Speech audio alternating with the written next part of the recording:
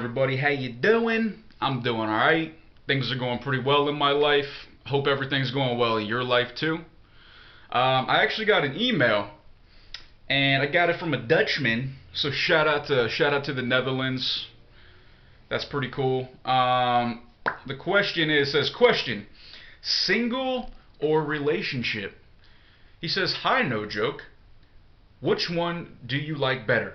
Being single or being in a healthy, loving relationship?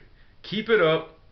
Amin from the Netherlands." Well, thank you for the question, Amin. I certainly do appreciate it, sir. Sir. If I knew any Dutch, then I'd speak a little Dutch to you, but I don't know any fucking Dutch. I digress. Okay, pretty straightforward question. Which do I like better, being single or being in a loving relationship? Well, I can't really say for sure, and here's why. Because I can honestly say that I do not believe, at this point in my life, I do not believe I've ever been in a truly loving relationship. I've been in relationships, but they've been conditional relationships. They've been superficial. They've been artificial relationships. And, you know, I think that a lot of people can fucking relate to that, right? I think a lot of people can relate to that. I mean, obviously, I've spent most of my life single. I've been single now for well over a year. And my last relationship was incredibly toxic. It was very toxic. It was not a truly loving relationship. It was essentially a fling. I mean, let's just be honest. It was a fucking fling that got real hot real quick and then got real cold real quick. Simple as that. You know, the longest relationship I've ever been in was with a black woman. And you know, that was years and years ago. And we ended up getting engaged, which I'm sure a lot of you already know about. I mentioned it quite a bit actually. And you know, I have to tell just a bit of a story about why I was never in a truly loving relationship, even though at the time I really thought it was true love. I really thought this was the woman I was gonna be with. That, I mean, like, we were picking out baby names together. We were talking about getting a house one day. I even started my own side business, a side landscaping business, and a junk removal business that I built myself and did alongside with my full-time day job driving trucks in DC. So I would drive trucks for 8 hours, and then I would go do landscaping jobs and junk removal jobs by myself after work. You know why? I did it to make a better life for my fiance, and I did it so I could save up some fucking money, and so my fiance and I at the time could have a better life together. So that didn't work out so well. But when we first started dating, we went to Washington D.C. for the night. We took the metro into D.C. from Maryland, because I lived in Maryland, and we went to this Lebanese restaurant. And this was probably our third or fourth date. This was probably our third or fourth time ever going out together. So we were still kind of breaking still kind of getting to know each other.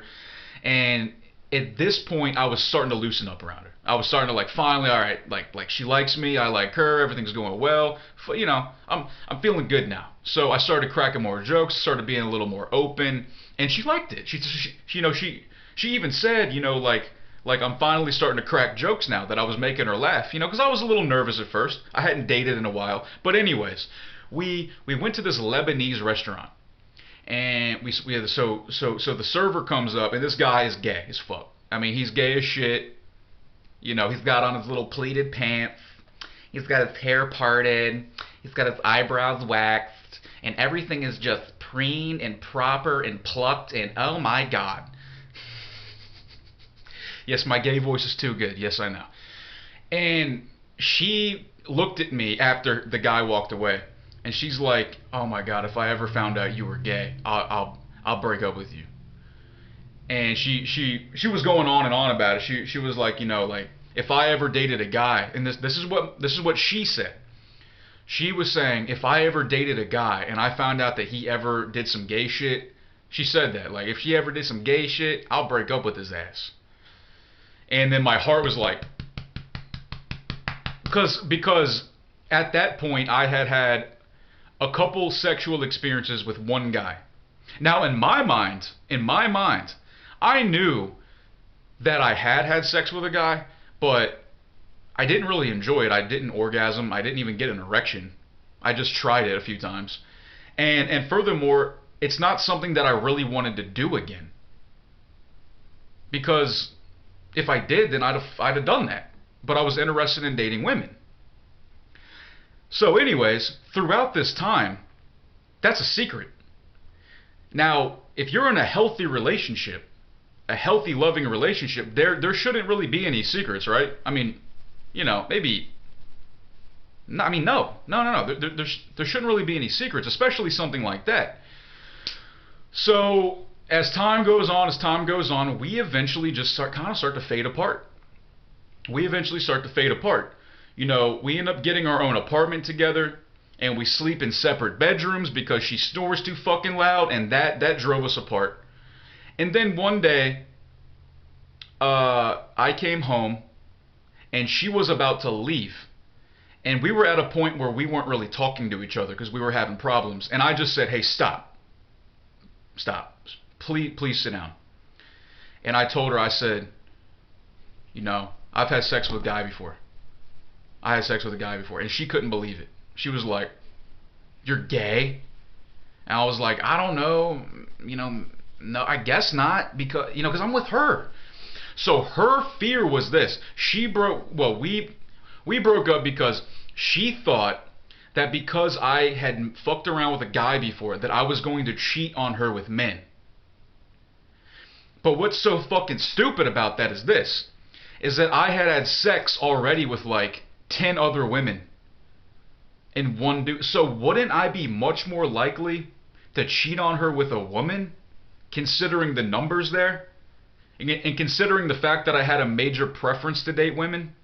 I mean, my only preference is I don't like the guys, so we broke up. So is that a loving relationship? Dude, her family was black, obviously. They did not like me.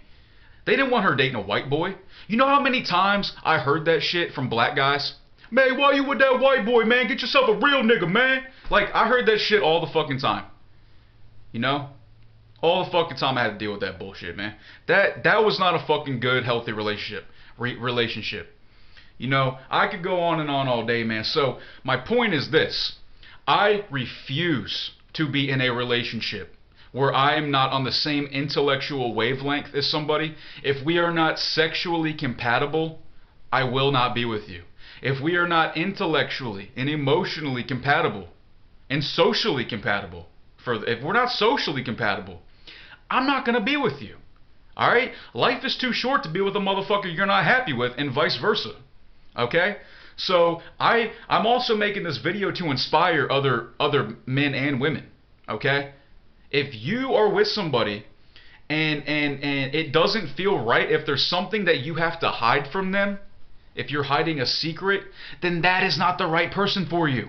It's so simple, but yet so many people still fuck up their lives that way. And it blows me away. Alright? I would rather be alone than with somebody that's not on my level. And I think a lot of you can agree with that, but yet it's easier said than done. So, yeah, which one do I like better? I like being single better. But one day, I hope I can meet somebody where I wake up next to them and I'm happy to be there and they're happy to be there. And then we just have a great relationship. And I'm sure that I'd be a much happier guy. I'm sure of it. But at the same time, I'm not going to sit around and wait for that person to come into my life. I'm going to live my life and I'm going to do what I want to do. And I'm going to believe in myself.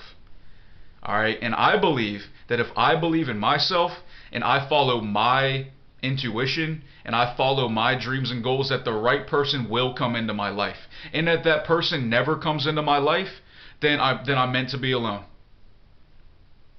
Maybe it's sad, but reality can be fucking depressing sometimes. So, yeah, I don't really know what else to say, man. I'm just going to keep on trucking with my life, and I refuse to, settle for some woman, and I don't think that women should just settle for some men.